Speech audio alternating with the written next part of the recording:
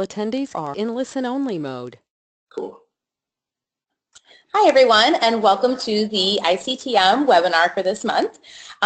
This webinar is about standards-based grading, and we have Tina Nocella and Gary Chu here. Both of them have presented several times actually about standards-based grading. They always do an awesome job. They are teachers and founders of the Complex Instruction Consortium, very knowledgeable, and I'm excited that they are going to be sharing their knowledge with us today. So I'm going to go ahead and turn it over to them and let them go ahead and get started. In the chat area, it's not a chat that you can see other people's questions that are being posed, but they will get sent to me, and I'm going to serve as your moderator today. And I'll see the questions and we can pose them to Gary and Tina at different times during the webinar. So, further ado, I'm going to pass it over to them. Let's see here. Okay, hold on. I just got to figure out how we switch screens here. Oh my goodness. I might need George to pop in here and help me switch screens. George to the rescue. No, it happened last time too. Let's see, Gary, I'm going to make you the presenter. Can you make Tina the presenter? No. Yes. Okay, that's how. Okay, go ahead. You do it though. Wow. Okay. Wait. There we go. Bye-bye. Hey, perfect. So, all good to go? Mm-hmm. Awesome. So hi everyone, I'm Tina Nocella. I am a 6th year teacher. This is my first year. I currently teach at Stevenson High School. I was at Niles North for the past 5 years. This year I'm teaching Pre-Calculus Accelerated and Algebra 1.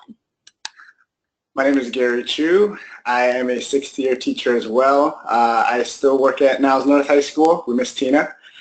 This year I teach Algebra 2 regular, in Algebra 2 RTI course, and Pre-Calculus Advanced. And so today we're here to talk a little bit about grading. And for the past few years, really since I started teaching, I've really questioned grades a lot. Like, what is in a grade? Looking at assignments or assessments, what do I give each student? What should grades count? What do students really think about grades, and what do parents think about grades? So here's the first question that's got us thinking about grades. What's in them? What's in grades? What should they represent? We're going to start today by asking you to think about what should a grade represent. And we'd like you to take a moment to think to yourselves and maybe write down some thoughts about grading and your own grading practices. So take a moment and think.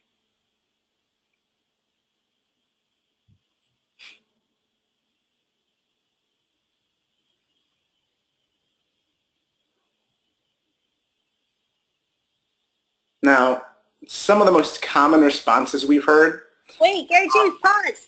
Pause. We have a poll. We have a poll. How do we do this poll? Annie, how do we do this poll? Which question did you want to ask first? Is it the first question of what do people currently know about standards-based grading, so that we can kind of format our presentation around that. And then we also, after that, we're going to follow up with the second question of what should a grade represent. Okay, so your first question is how familiar are you with standards-based grading, right? Okay, so I'm going to launch that poll. Cool.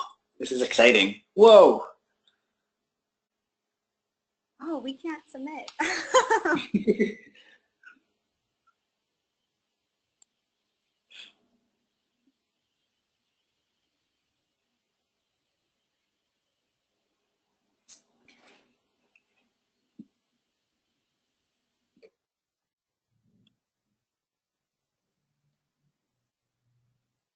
Okay, it looks like we have about 90% of the votes, so I'm going to go ahead and close the poll. And it looks like we have 38% are very familiar, 54% are somewhat familiar, and 8% are not familiar. Okay. Neat. So then the second question we want to know is, what do you think a grade should represent? and sweet.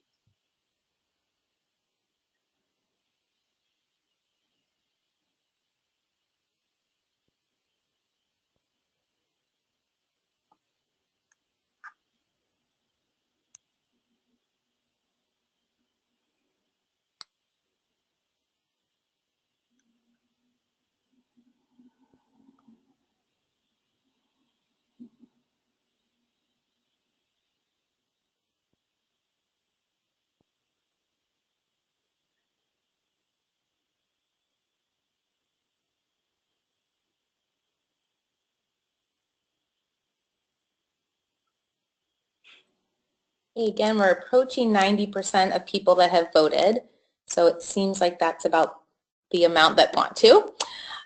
So we have 35% say effort, 27% say homework, 98% say assessment results, 26% say daily participation, and 8% say attendance. Interesting. Thanks. Cool. So does it go back to the Prezi, or do I have to get back to the Prezi? How does this work?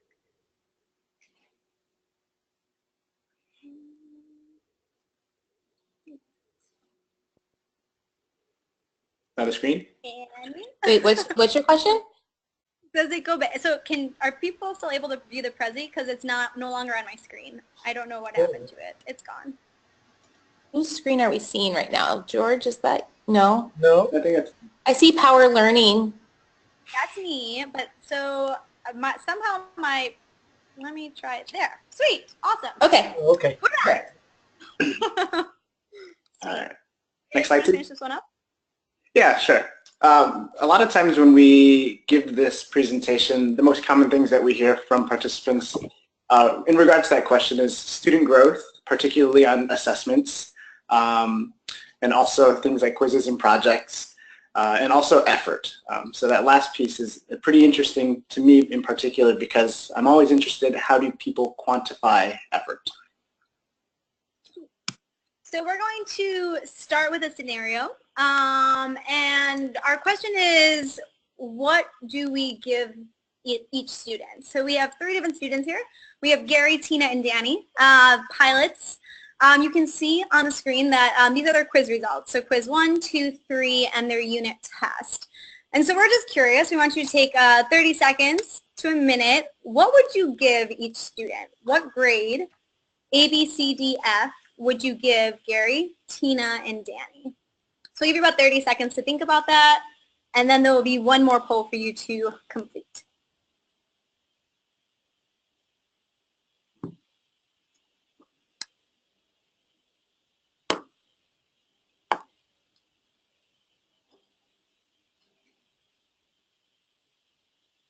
Let me know. Are you ready for the poll? Just let me know. Okay, so we are only going to ask you to give us the grade that you would want to give to Gary. So Annie, whenever you're ready.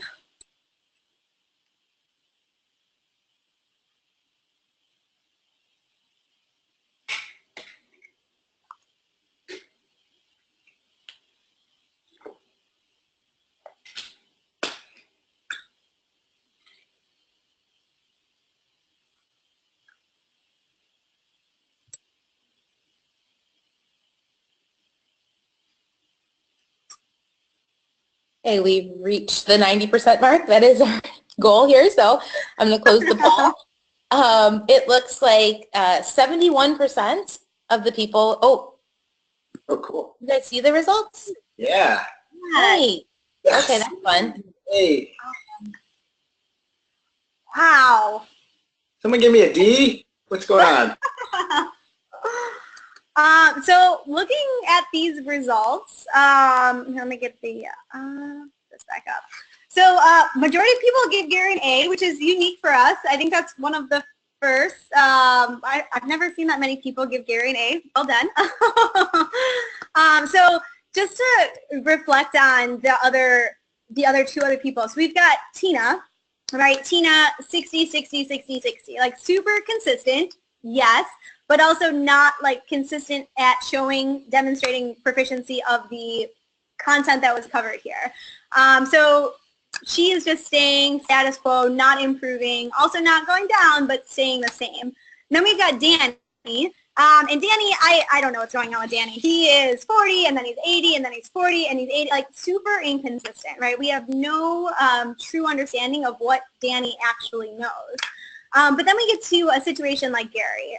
Gary started off at a 20%. He was struggling. Maybe he came in and got some help. Then he got to a 40%. Got a little bit more help, maybe started doing some extra practice, coming in, getting some additional support. Got to an 80% by the quiz number 3. And by the final assessment, Gary was at 100%. He mastered that material. He knew it, he understood it, and he could demonstrate it. Both Gary, not the pilot, but Mr. Chu over there, and I would agree that Gary should get an A. We strongly believe that your grade or a student's grade should reflect what they know. And just because Gary struggled at the beginning doesn't mean that he couldn't get there. It just means that he wasn't there yet. And so by the end, he was able to master that material, and we believe that that's what his grade should reflect. So this is a scenario that is really focused on averaging. Had you been given a little bit more time, you could have calculated the averages, which is a typical practice that a lot of teachers use. It's, I'm going to take all of these, calculate the average, and if you did that, you would actually get to a 60% for every single person. And so with that, Gary was a little bit upset. Some people gave him a D, but it was a small number. Something that Gary and I have talked about a lot is the idea of what does a D actually represent. And what we have kind of come to terms with is that the only difference between a D and an F is summer school. It's a matter of, are you taking summer school or are you not? Just because you got a D in a course doesn't mean you technically know enough material to be successful in the next course. And as teachers, we want to help our students be successful. We want to set them up for the future courses or wherever they're going, and not set them up for failure without the knowledge that they need, but set them up for success. And so we actually debated whether or not we should put that D or F in there. So we did, and some people took it. So that's kind of just a thought that we've been going through as we've experienced this journey of standards-based grading. Just what do grades represent, and how are they benefiting our students? And now it's story time. Reverb. We'd like to thank a friend of ours, Jeff Harding from Mundelein High School. Is somebody getting feedback? I'm just curious. Is it an echo? I am hearing a little bit of feedback when you talk. Is it Tina's computer? Is it me? Try now. Hello? Yeah, it's a little still a little bit of reverb. Okay.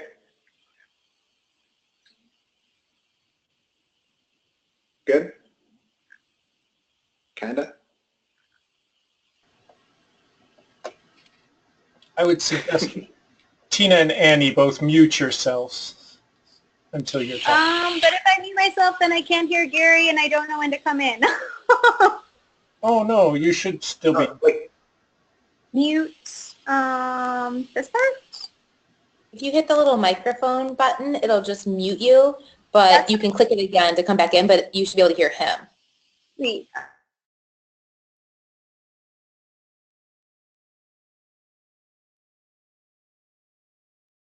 Phone button I need to click. Is it on this one? This.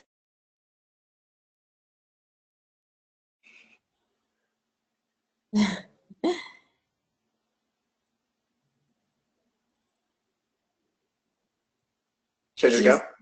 Yeah. Okay. So we're going to start with a story. This is actually a story that we've adapted from our friend Jeff Harding from Mundelein High School. And we're going to tell you a story about a pilot whose name is Algebra. And he is going through pilot school. Now, we're really excited to have you here today. And we're going to tell you a little bit about Algebra's flight school history. But rest assured that you are in safe hands because he got through pilot school with a B, like a really, really good grade. Now, remember that Al's overall grade is a B, which is kind of determined, well, which was determined by very traditional grading practices. And what we're going to do throughout the story is take a look a little bit more in depth at how he was graded and what he was graded on.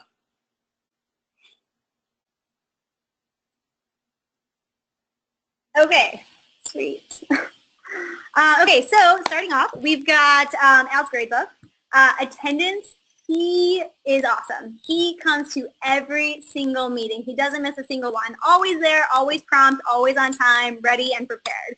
Participation, I mean, we cannot get Al to stop talking. Like, he is always raising his hand, sharing ideas. I mean, they're not always right, but he's at least always participating, always, sharing ideas with peers. It's awesome.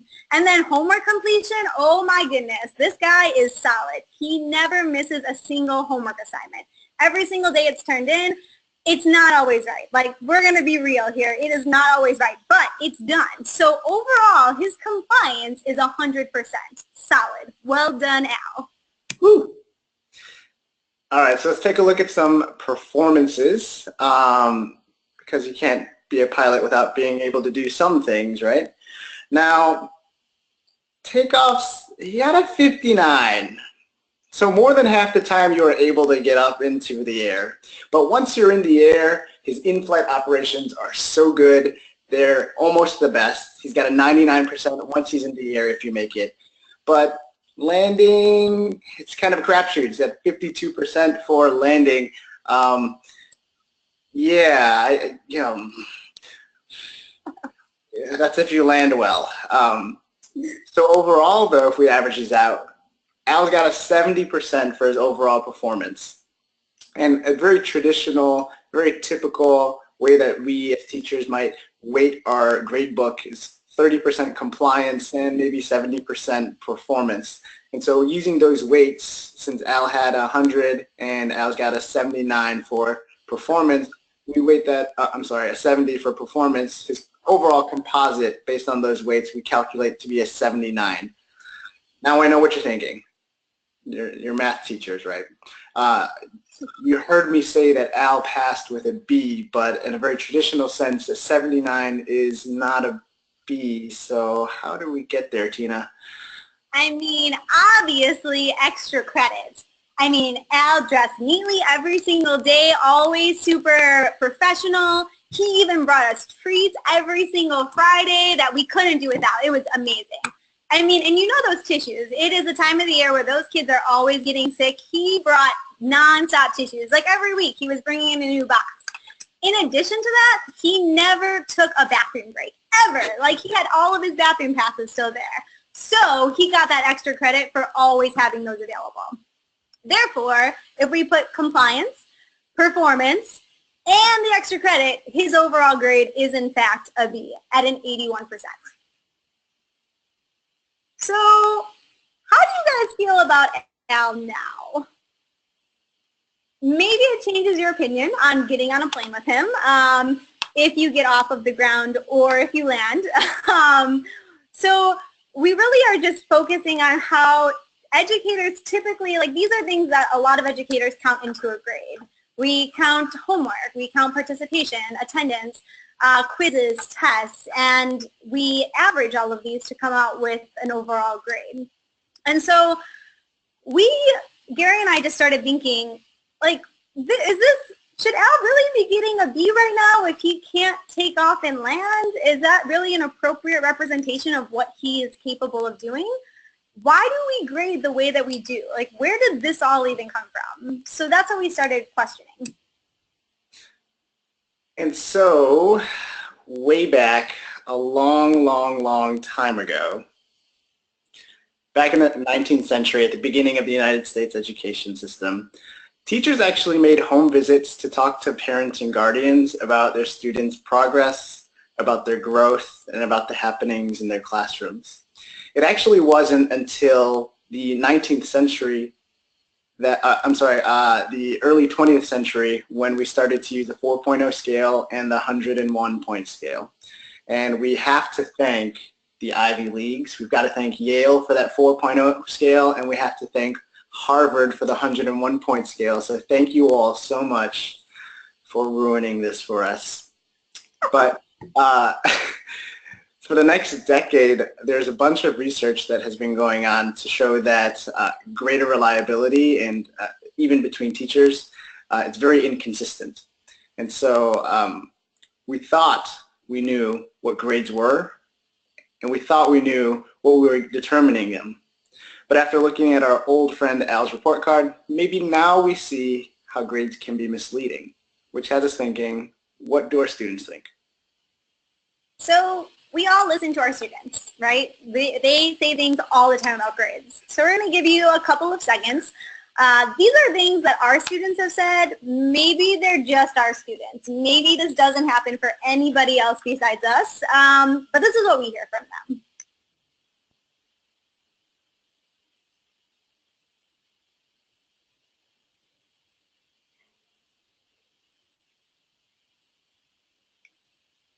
So we're going to talk about a couple of these. One of our favorites, can I do extra credit? Typically, this is followed up with, did you do all of the stuff that was for credit that you were supposed to do? Why do you need extra? Or this one is definitely, I'm hearing this a lot, can you round my grade? Can you, I mean, I'm at an 89.95. Can you just give me an A? I mean, I'm at an A. Also, does this count for points? If it doesn't, does that make a difference? Just these are common things that our students are saying. How many points is this worth? Well, how does that help you learn? If our students are always trying to accumulate points and just counting points and collecting points, are they truly learning, or are they just trying to get by collecting points? I know when, as a teacher, we've talked, we want our students to learn. Our goal is to help our students be successful. I don't think any of us want to say, yeah, we just want our kids to collect points and just get to the top of the point scale any way they want. It's really about helping them be successful and helping them learn. So why do we need points to help them get there? So in addition to thinking about this point, these points, it also got us thinking that kids know how to play the game of school. It's, okay, how many points is this worth? Oh, okay, I'm going to do this homework assignment tonight. Oh, this isn't worth anything. I'm not going to do this anymore. Or, oh, it's only 5 points. You know, then I don't have to do it. It won't affect my grade that much. But if we're assigning something, or if we're asking our students to do something, chances are it's to help them be successful and to help them learn. So we don't want our students necessarily just seeing it as how many points can I get out of this, or how many points can I get back, but rather we really want them asking, what do I need to learn in order to be successful? What else can I do to improve? This is where I'm at now, and how can I become better? What can I do to improve that understanding? So this brought us up with another question about how do we make sure students know what they know, and how do we make sure that students are reflecting on where they're currently at? And this really goes back to thinking about your own grading practices, and the question that we want you to think about as we continue through and we end our presentation later on is, what do you value? So take a moment, maybe jot something down. What is it that you value? What do you want your students to value? How do your current grading practices align to these values, and how do they promote or how do you promote these values to your students?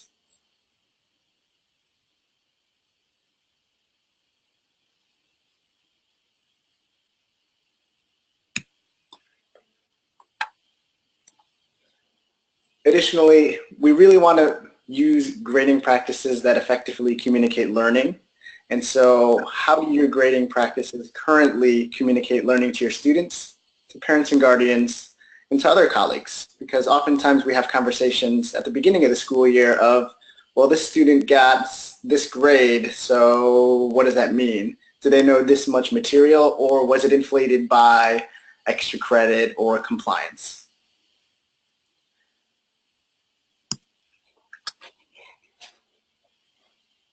And so begins our introduction to standards-based grading.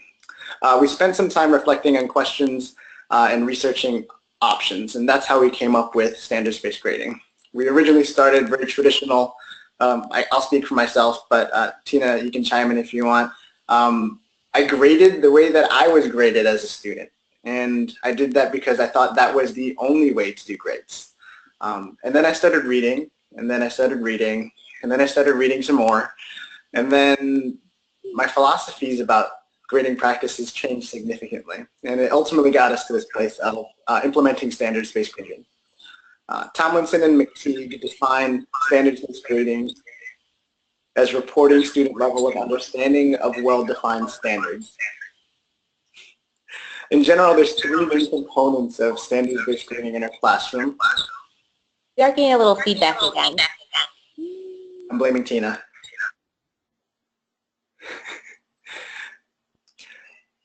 First is going to be the removal of points by the student and teachers.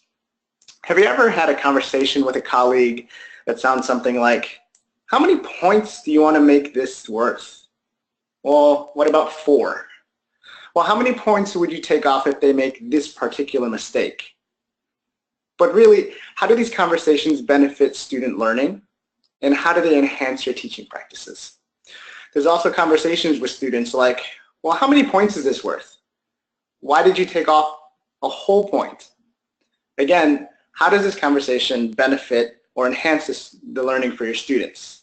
It's really getting to them being really nitpicky about that game of collecting as many points as possible in school. So rather than focusing on points, in a standards-based grading classroom, the focus is on growth and learning of each student with respect to the standards. The teacher provides descriptive feedback on the student's current progress and how they can improve. And instead of using a 100-point or 101-point scale, the focus is on the student's level of mastery of each standard or each target. Many teachers that implement standards-based grading use different descriptors to communicate students' level of understanding. And a basic example is kind of going based off of like the Danielson framework. Some might use the language like proficient or mastered, proficient, approaching proficiency, and needs additional support. Along with this feedback, a pointless classroom encourages students to look at their errors and fix mistakes. And pointless not meaning pointless, like why are we learning this pointless, but like no points. But it does encourage them to look at errors, how to fix mistakes, and then the conversation can shift to what the student needs to improve on. Then in addition to getting rid of the points and focusing on growth and learning, the second part is just the demonstration of understanding. So what we're focusing on is when we are looking at what students know, we're holding them accountable for that knowledge. So if we're in a points-based world, so I kind of live in two worlds right now, one points-based, one standards-based. And in a points-based world, a lot of my students are like, oh, I got a 70 on the test. Okay, let's just keep moving on.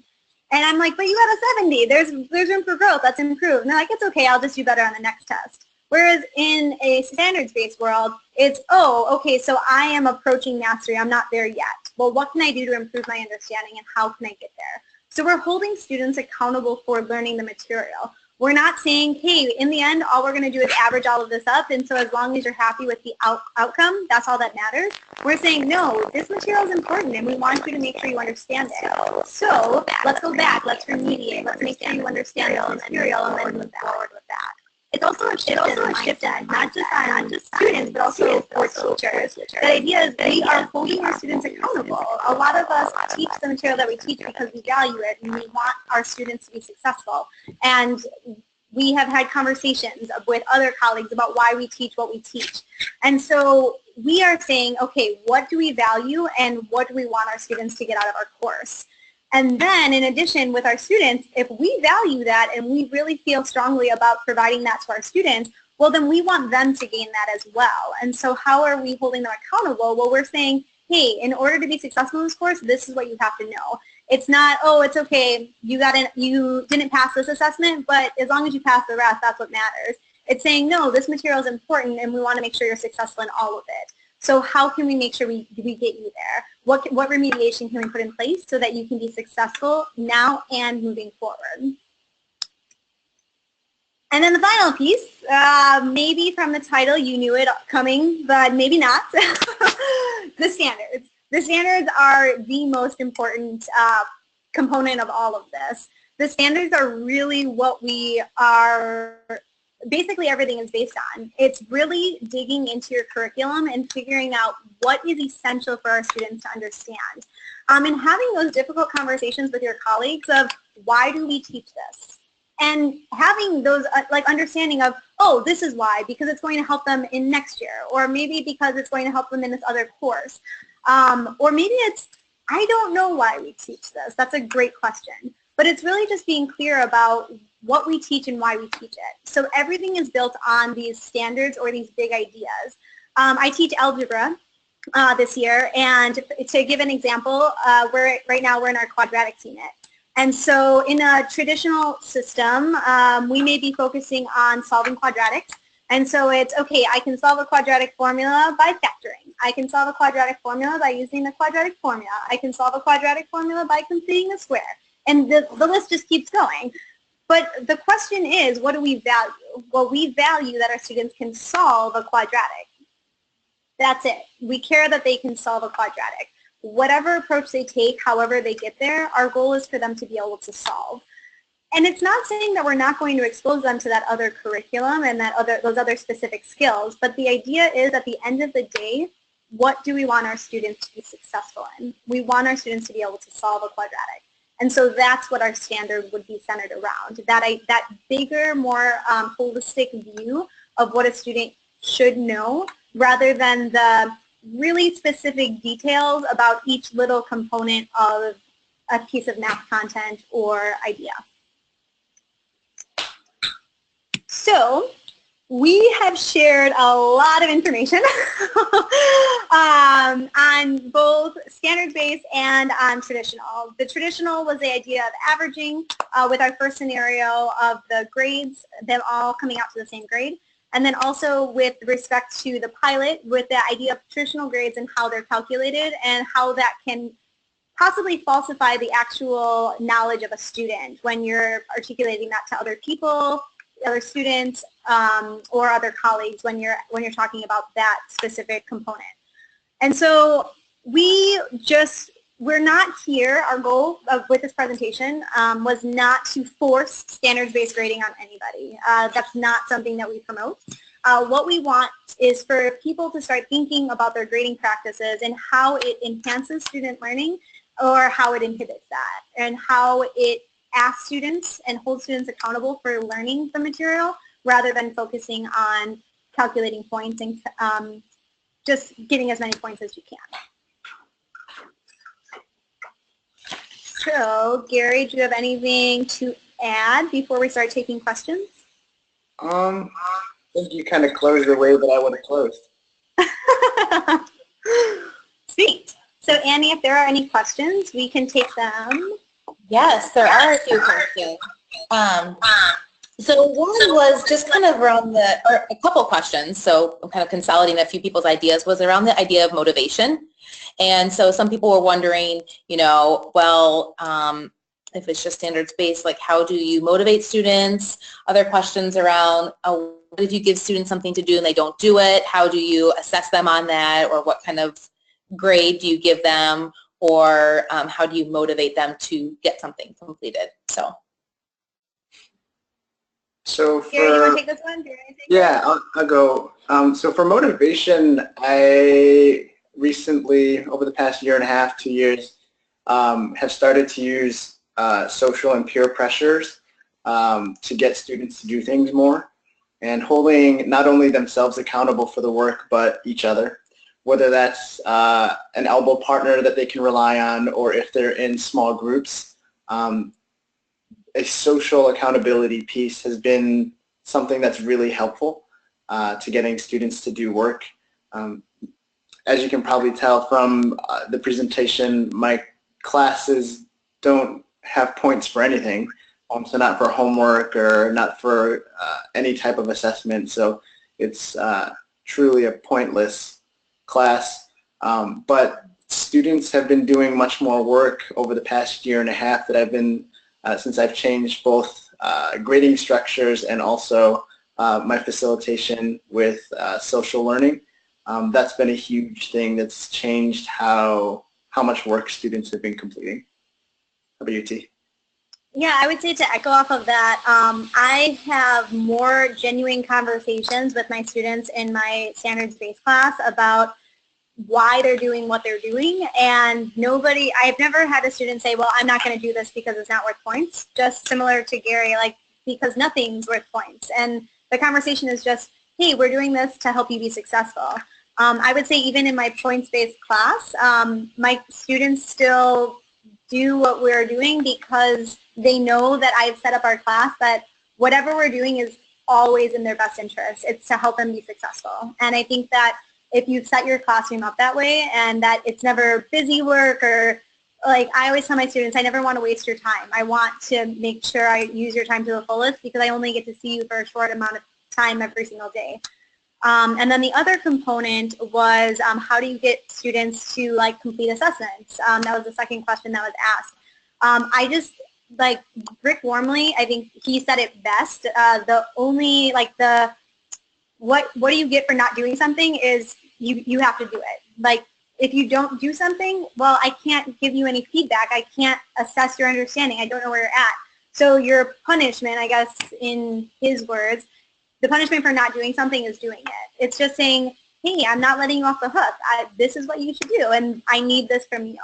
And whether that's following up with students like I have every single day, eventually it's just telling them, I'm asking you to do this for a reason, and it's really, like, this is my reason behind it, whatever that reason may be. And just following up with them, I think I've had 100% follow through. Yes, it takes time, sometimes more than others for some students, but I think in the end of the day, if a student knows that you have their best interest in mind and it's really to help them, that they will follow through with that. Awesome. There were specific questions, one for each of you, that came up. So one was, Gary mentioned something about doing a lot of reading. So somebody was wondering if there were specific books or blogs that you recommend. And then Tina mentioned something about being in both worlds. And so people wanted to understand a little bit more about what you meant about being in both worlds. So as far as resources go, that's the very final slide. So I guess we can look at that now.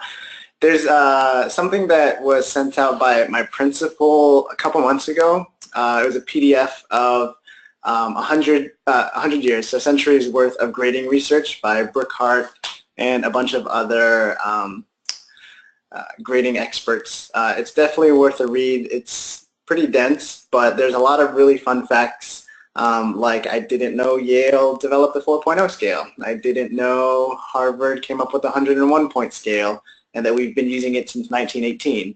I didn't know that in the 19th century, teachers did home visits to all of their students' houses and sat with families and talked about them, which would be super cool for me to do today, but very unrealistic and time-consuming. But at the same time, that helped me think about how I can do that effectively in the 21st century. So I thought that was really good. O'Connor's a repair kit for grading, 15 fixes for broken grades. It's great, it's phenomenal, got some really good ideas. Grading Smarter, Not Harder by Myron Dweck. There's a blog post here from CVU Learns. It talks about a school's journey through standards-based learning. There is kind of a distinct difference between SBL and SBG. You can do one without the other. You can't do one without the other. So it's definitely worth a read. Also on the Twitters, SBL chat is every Sunday. Just kidding, not Sunday. What am I doing? Every Wednesday at 8 p.m. Central. TG2, it's a new group that's formed that we're a part of. It's Teachers Going Gradeless. So we're actually getting past all the points, getting past everything, and trying to take that next step in genuine learning for the sake of learning with our students, and working our way towards going to be a gradeless classroom, which is also the same thing as TTOG, Teachers Throwing Out Grades. there's a huge community on the internet, on Twitter, on Facebook. We're all here, so you can always continue the conversation with us on Twitter as well. So we'll get our handles up at the end as well. And then just to address the question about the two worlds, so at Stevenson, what we do is if you are going to do a standards-based class, it's a team decision. And so in my algebra team, we have decided as a team to go standards-based. And so as a course, we are all 100% standards-based. In my pre-calculus accelerated class, we have not made that decision yet.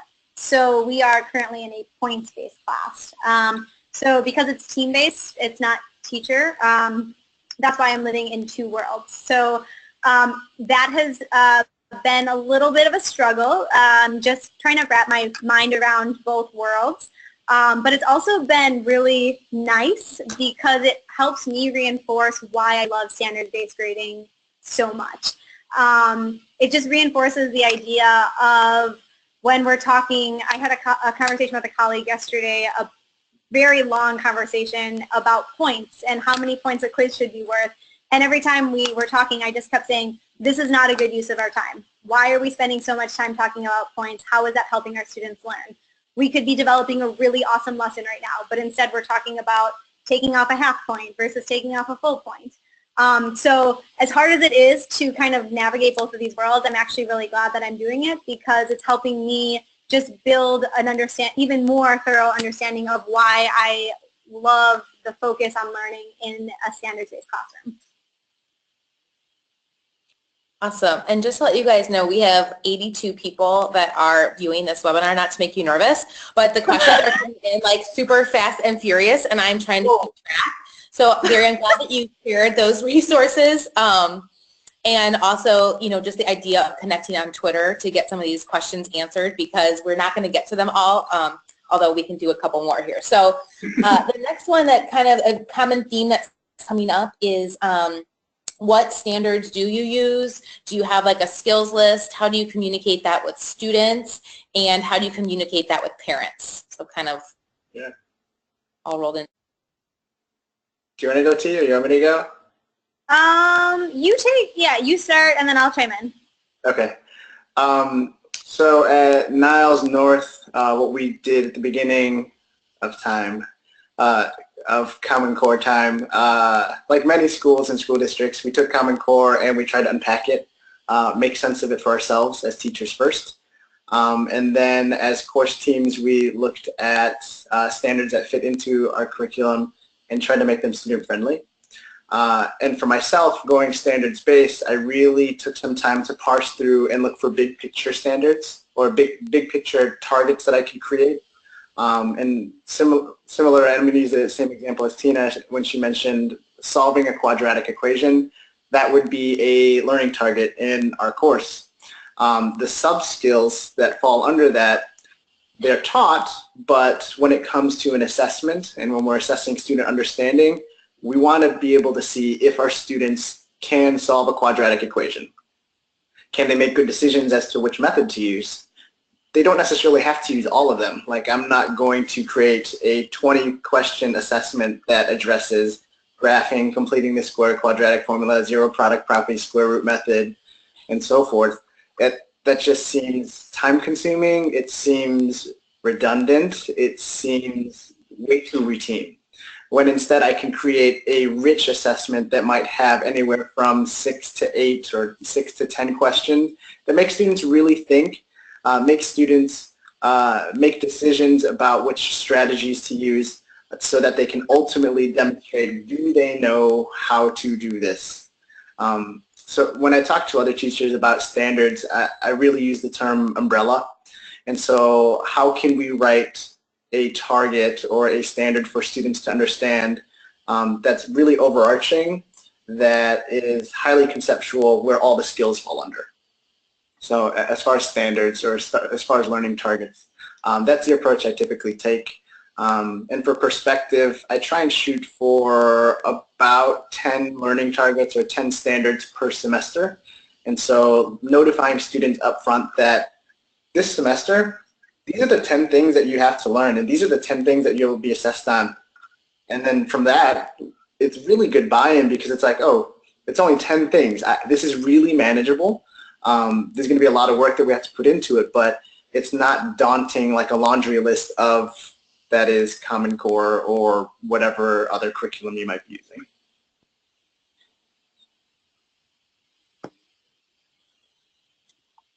Okay. The next kind of set of questions are all related around can you use standards-based grading within a traditional system?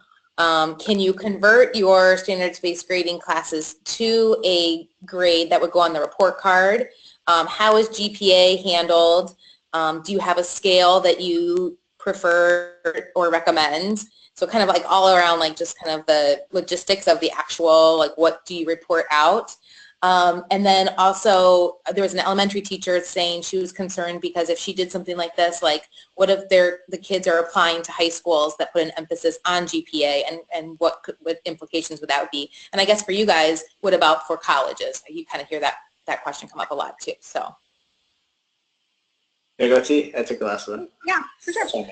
So at the end of the day, the students are still getting a letter grade. We have no way around that.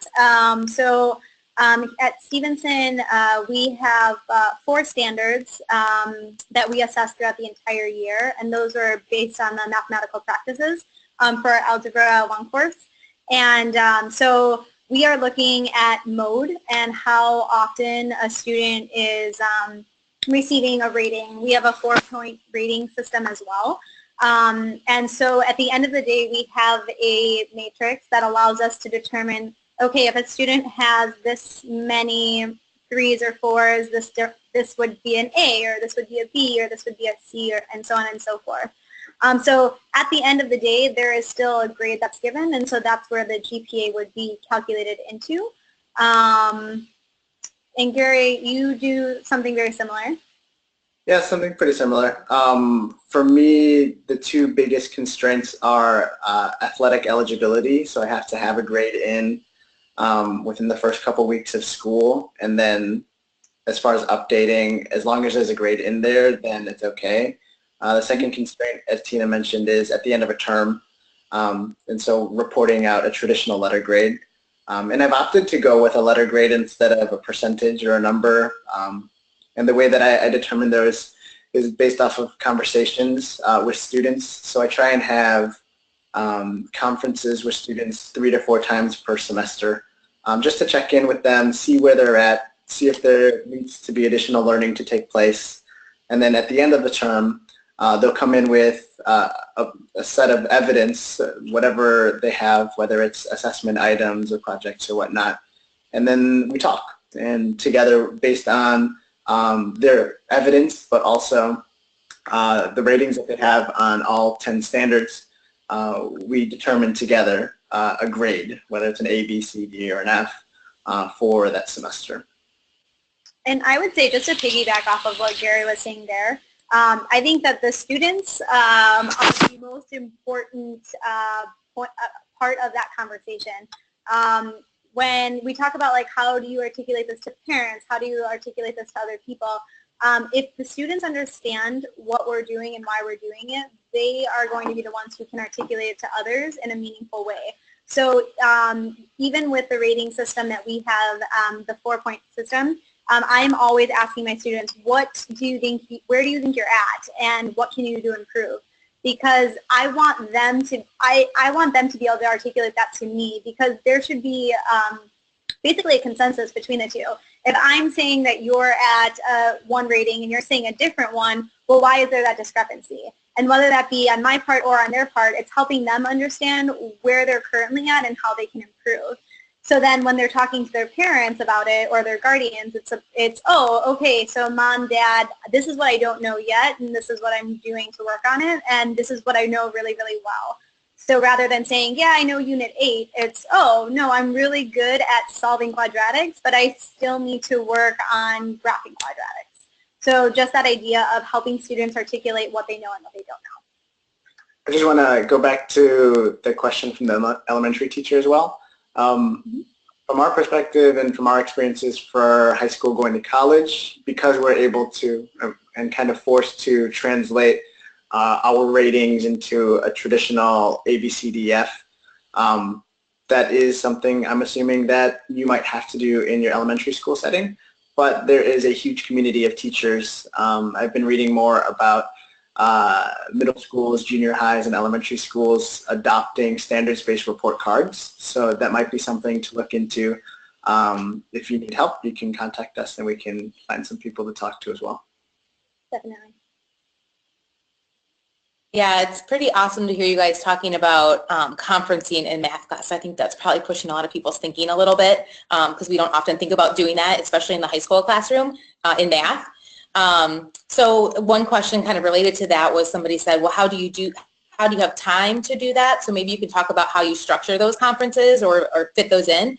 And then maybe piggybacking on that, speaking a little bit more about, because you kind of talked about social learning and things that you do in your classroom. So do you give any type of formal feedback on, you know, like characteristics of a learner or work ethic or something like that? Do you give formal or just in your conversations?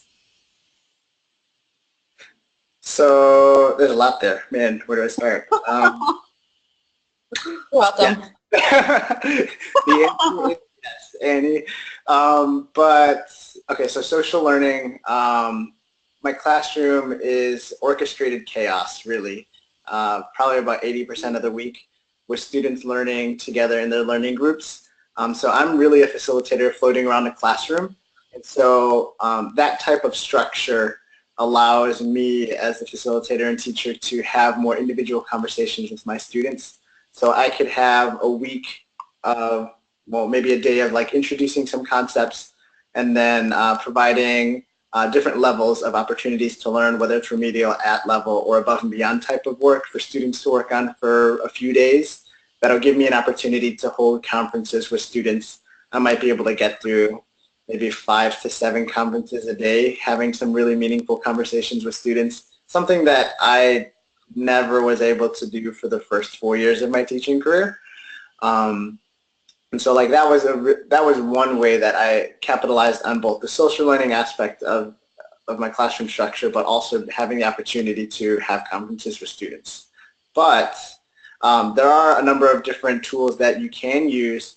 Annie's a I don't know what they call you for Recap app. So I've used Recap. It's an online tool. It's really sweet. It allows students to record a 15-second to 2-minute video reflection of whatever the teacher wants to ask. So I've piloted that with one of my classes. We've used it a handful of times this semester just to solicit feedback, get some questions that they might have after a very tricky lesson, or for grade reflections in the event that I just don't have time because life takes over sometimes. Yeah, I would say just to echo off of what Gary was saying, I know after every assessment, I give students an opportunity to stop, reflect where they're at, make corrections to their assessment, and then determine where they are currently at with respect to their learning. And so I will never put a rating on a student's paper. I want them to be able to articulate to me where they think they're at. So that's giving them an opportunity, and then I'm constantly walking around just asking, so where are you at and why do you feel like you're there? How can I better support you to get you where you need to be or where you want to be? And so just giving them that opportunity to reflect on their current progress in class. And I do that after every assessment, and that could be as short as a 10-minute opportunity if that's all the time you have in that moment. Or it could be a full day experience where students are making corrections, they're trying out extension tasks, but just really helping them reflect on where they're currently at and how they can improve. I'm going to just piggyback off of one thing that Tina said about not writing a rating or a numerical value on a student's assessment. About a week ago, maybe 2 weeks ago, it was on SBL chat, and Ken O'Connor was having a conversation, and we were going back and forth, and we were both in agreement that writing a letter grade or a rating or numerical value at the top or anywhere on a student's assessment decreases the opportunities for them to really look at their errors or the feedback that the teacher might give so that they can improve on their learning. There's a lot of research actually behind either just a numerical value alone, just feedback alone, and the combination of the two. The biggest opportunities for students to continue their learning and their growth is no numbers, no letters, just descriptive feedback. So that could be something, if you're not doing that right now, that might be a great step towards improving or trying something new for your grading practices. Yeah, and just to echo off of that, I had a colleague recently who that was just a suggestion that I had made it during one of our team meetings, and she came back after the assessment and she's like, oh my gosh, I cannot believe that my students were actually engaging in the feedback. She said, I didn't put any ratings, and the amount of just in-depth looking into their assessments and really making corrections that their students did on that day in comparison to all of the previous assessments that she had given back with feedback and with the ratings. She was just, it was unbelievable for her. She's like, I can't believe that students would look at it more now than with it. So it just echoes that, yes, with that research, and even just 2 weeks ago this happened. So it just really provides a platform for students to say, hey, this is what we value. We want you to stop and learn from your mistakes. This has been really awesome because I think you guys have addressed a lot of people's concerns, whether they're starting standards-based grading or never have started it, have done it for a year, have done it for several years. I think you've given a lot of ideas and resources for them.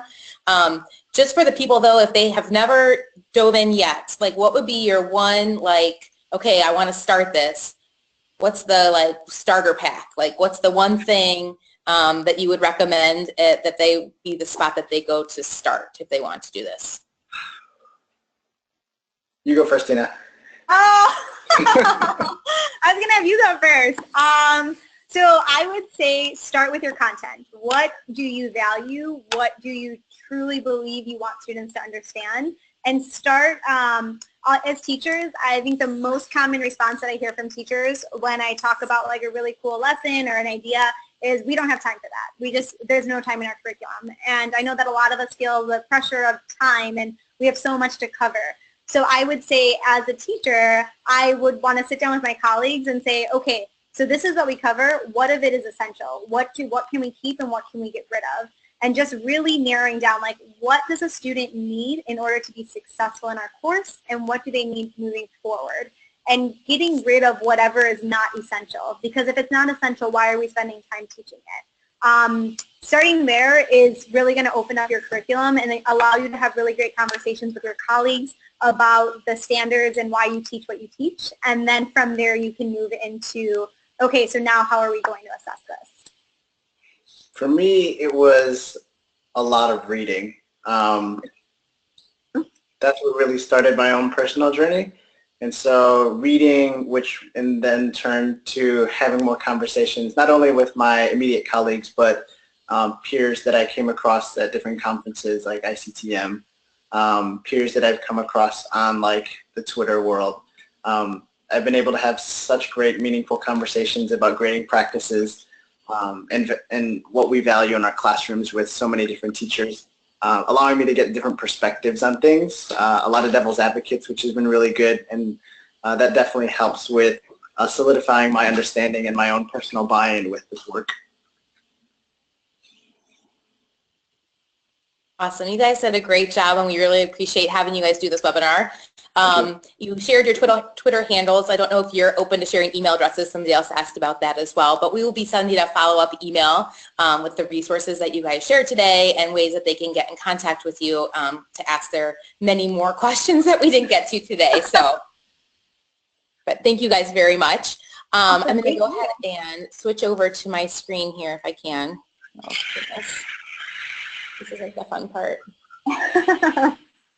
All right. So hopefully you're now seeing my screen. I see nodding. Am I seeing my screen? Okay. Well, thank you for being with us today. If you're not a member of ICT-M yet, please consider joining us. That's how we can bring you these awesome webinars that we've been doing about once a month. At the end of this, there'll be a brief survey. If you could fill that out, that also gives us a lot of helpful information for planning future webinars. Just as a reminder, there won't be a ICTM conference per se this year. Instead, because we have NCTM Regional coming to Chicago, that will be in place of our conference. So it's in November, or end of November, beginning of December. So hope that you can make it to that. And finally, I just wanted to give a little commercial to our next webinar that we already have set up. It's with Graham Fletcher. He has a blog and he's pretty active on Twitter as well if you wanted to start following him. I'm kind of an edgy fan of him already. He has some really great videos on his website talking about the progression of how kids learn different math concepts. And this one's going to be kind of focused on elementary. So if you have any elementary friends that might be interested, I think this will be a good webinar for them. So thank you everyone for coming, and we will see you next time. Cool.